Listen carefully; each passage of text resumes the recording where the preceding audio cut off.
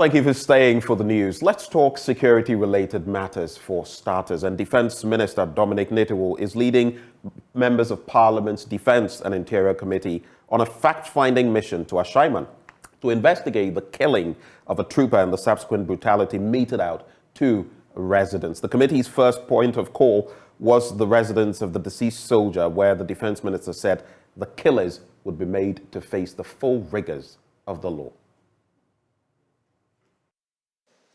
All the military high command that gave the unlawful order should be dismissed immediately.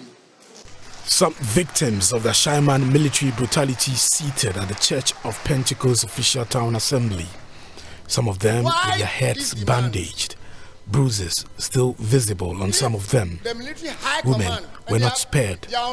A resident, Rosina Eji, tells me she was brutalized by a female soldier.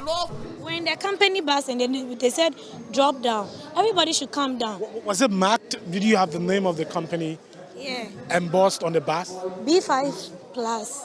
So they saw that on the bus? They saw it. They knew it was a company bus.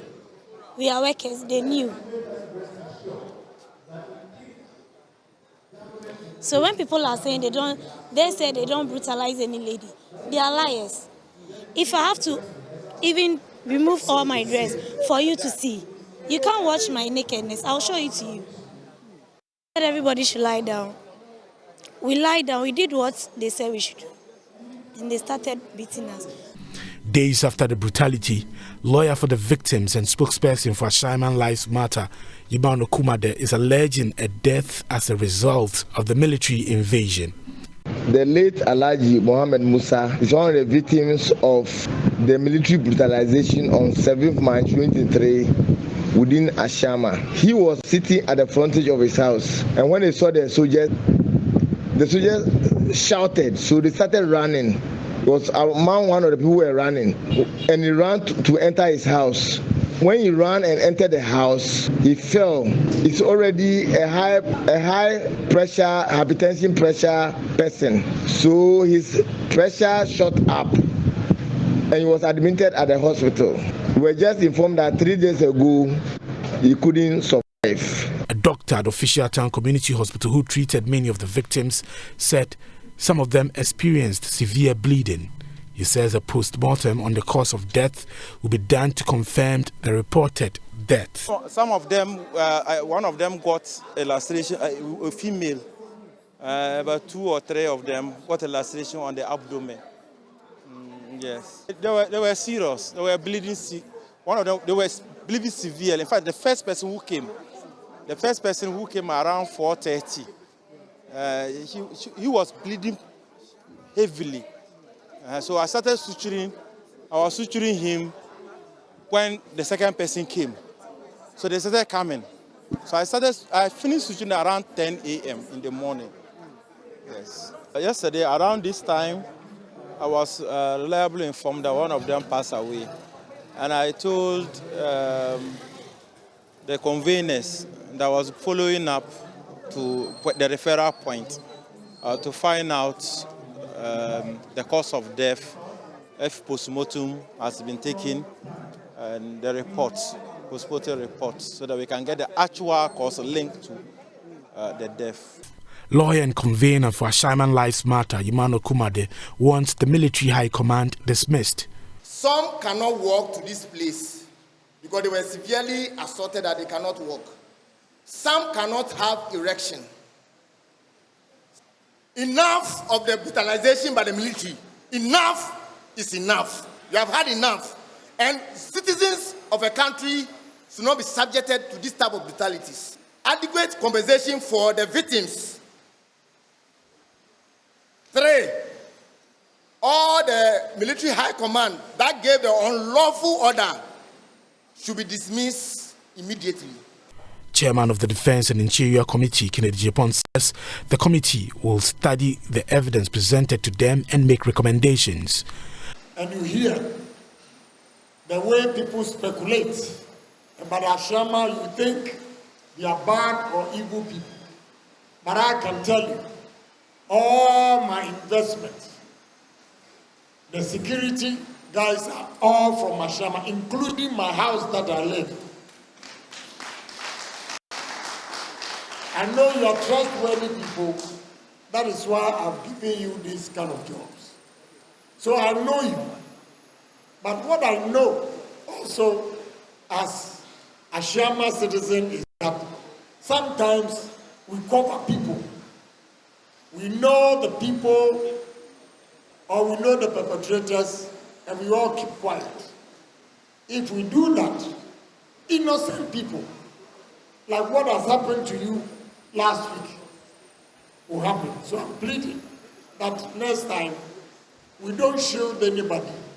And as committee that I'm chairman, we'll go through the documents that have been presented to us. We'll come out with the recommendations. The onus is not on us to emphatically say that you should be compensated. But when we go through the documents, we'll make a recommendation. Defense Minister Dominic Nitiwul says this should be the last time any member of the security agencies will be killed by civilians they have sworn to defend. And our appeal to the young people of Achaman that you share boundaries with 1BN. Live in peace with the men and women of the armed forces and the police service. And I hope that our law courts will not say that justice is delayed. Justice grinds slowly, but it will surely come. But in this case, we want justice to grind very fast. And that men and women in uniform will be killed, I didn't use the word murder, will be killed by the people they seem to want to protect.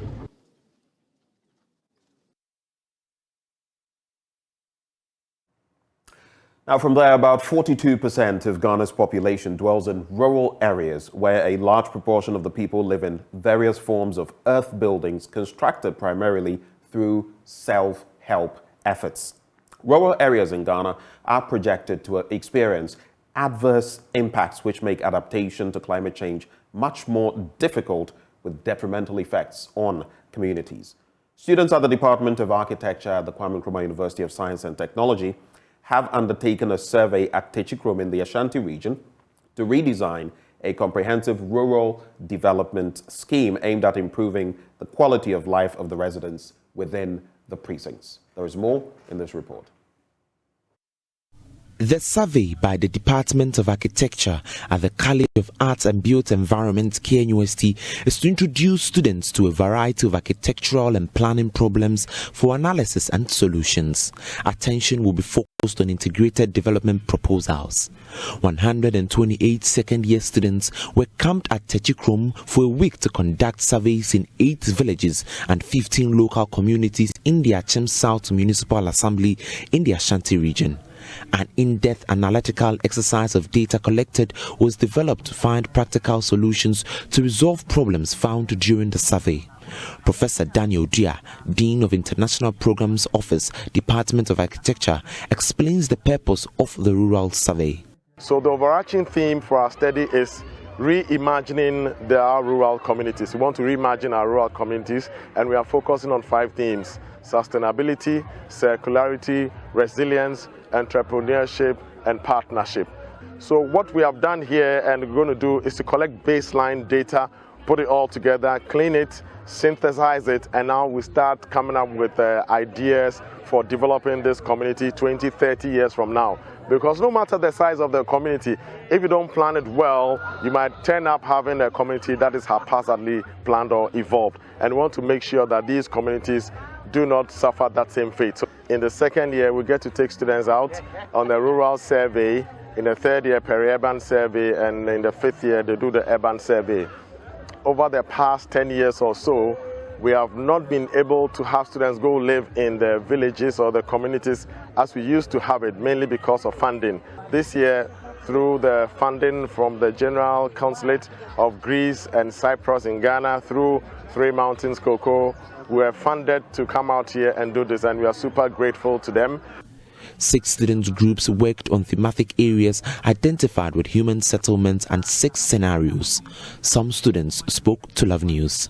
This will be very relevant to our program because when you consider the built environment, we look at people's economies as well. You can't just design anything at all to anybody. You need to consider the person's financial power. So looking at this setting, we know the kind of buildings we should be designing for people in a rural area. So with the knowledge I gained from the survey, we're able to reconstruct and redesign the future and be able to, of this settlement, of this town, and be able to predict like how the town will be in the next 10 years, and the next 20 years, and the next 50 years. Because the rural setting, like the change will be gradual because the indigenous will be able to get used to it. So it will be small, then big, then everybody achieve the Ghana that we all want to see.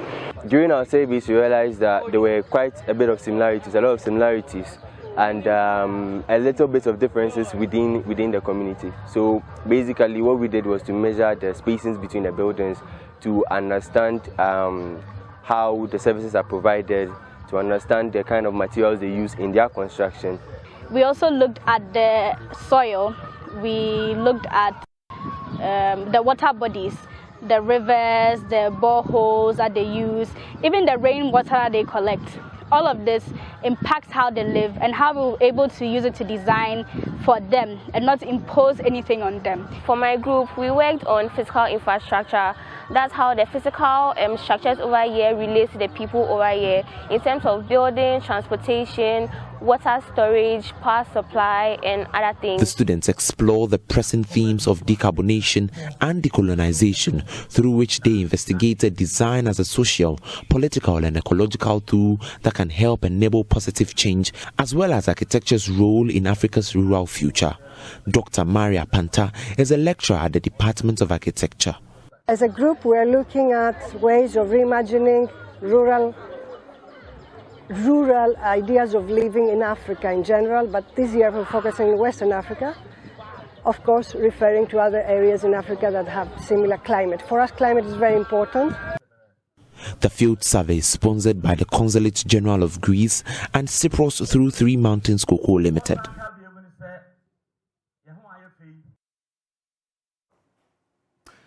Now, the National Health Insurance Authority in the Upper East region has revealed that the Boku municipality alone accounted for 47% of its membership shortfall for the year 2022. According to the regional director of the NHIA, this was due to the prolonged conflict in the area, which made it unsafe for staff to carry out membership registrations in certain areas of the municipality. He said even when the staff were available to carry out the registration, many people were unable to turn out due to the volatile security situation. The revelation was made at the 2022 annual performance review meeting of the NHIA in Bolgatanga. Correspondent Albert Sori reports. The 2022 annual performance review meeting of the National Health Insurance Authority, NHIA, in the Upper East region was meant for municipal and district managers of the authority to take stock of their activities in the year under review, identify the gaps, and strategize for the year 2023. Upper East Regional Director of the National Health Insurance Authority, Kasimu Abdullahi, said the authority made significant strides in achieving its targets in 2022 despite some operational and administrative challenges. The most important measure of membership in any region is the penetration rate, the population coverage. Upper East, in 2022, we covered 70.4% of our population. Our population was about 1.3 million, and we did about 70% of that. Of course, related to 2021, there was a little reduction. For 2021, we were able to cover 73%. But given the economic situation in 2022, it affected membership enrollment, and we dropped to 70%. Of course, but that still compares favorably with the national average of 54.5%. He said one of the major challenges the NHIA faced in the Upper East region was the conflict situation in Boko, which resulted in their inability to register clients onto the scheme. The Boko conflict, it spilled over the four operational districts there, Pusiga, Garu, and Boko West. So within the year, most activities could not be carried out, especially field work. Our work is mostly on the field. We had to restrict our field work because of the conflict. So if you look at our data, the shortfall we had between our target and our membership for the year 2022, Boku municipal alone accounted for 47% of the membership of the loss that we had. 47%. The main office is started in a safe zone for one of the freedom factions. So we had to open a zonal office at Eba East Health Center, which is also a safe zone for another freedom faction, so that both zones could be served. Then we are planning to open one at Michiga, so that could serve the people that are towards the Pusiga Road. But because of the recent conflict, we held on that one. The NHI's membership registration target for 2022 was 160,218. But the achieved number was 135,377, representing 84.4% of the target. The shortfall was 24,841 membership registrations, and the Boko municipality contributed to 47% of this shortfall. This means out of 24,841 people who could not be registered for the National Health Insurance Scheme in the entire Upper East region, 11,675 of them came from the Boko municipality alone. Boko Municipal Manager of the National Health Insurance Authority, David Samari, describes how difficult it has been for his staff to do their work in the Boko municipality. One of the major areas where we really affected is the field work. You can't go to field, it's about your life. Sometimes when the conflict becomes serious, you might even have to close down the office for a week or more. Aside that, even the people who serve will not be able to come for them to serve them. He says some measures are being put in place in the hope that they help improve the situation this year. So what we have decided is that, we are overseeing Binduri. So for 2023, we want to make sure that we design programs to do a lot in Binduri, to be able to reduce the effects in Boku. So we intend to open zonal offices in Binduri, at least to take out the scheme into Binduri district. So that if we're able to mobilize the numbers in Binduri, at least it reduces the effects in Boku. One of the major achievements of the NHIA in the year 2022 was the introduction of the My NHIS app, which was launched in Tamale in December 2022 to allow Ghanaians enroll in the National Health Insurance Scheme even for fresh registrations. However, the Upper East Regional Directorate of the NHIA says it is still too early to be able to assess the impact of the app on subscriptions in the region. For Joy News, Albert Sori reporting from Bolgatanga. Well, from the Upper East, let's go to the Upper West now. And Sisalai's Director of Health, Clifford Veng, is worried about the deplorable nature of health facilities in the municipality, which he says is impeding the quality of healthcare delivery. He says about 60% of these facilities need to be given a facelift to enable them deliver quality healthcare to the people. Rafiq Salam has more in this report. Health Performance Review conferences by the Ghana Health Service gives opportunity to stakeholders to review the performance of the service the previous year and to plan for the ensuing year. The Performance Review Conference, therefore held by the Sisala East Municipal Health Directorate, affords the stakeholders the opportunity to share ideas, discuss challenges, and proffer solutions to improving the healthcare needs of the people.